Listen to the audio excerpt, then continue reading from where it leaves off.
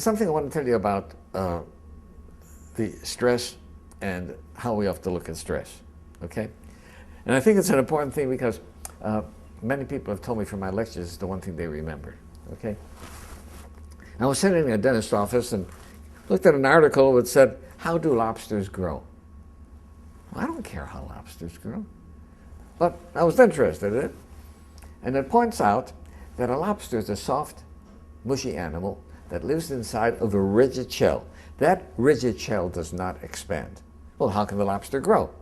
Well, as the lobster grows, that shell becomes very confining, right? And the lobster feels itself under pressure and uncomfortable. It goes under a rock formation to protect itself from predatory fish, casts off the shell, and produces a new one. Well, eventually, that shell becomes very uncomfortable as it grows, right? Back under the rocks. Good. And the lobster repeats this numerous times.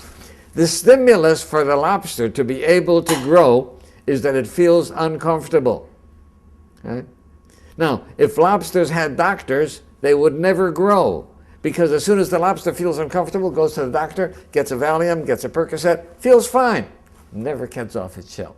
So I think that we have to realize that times of stress are also times that are signals for growth. And if we use adversity properly, we can grow through adversity.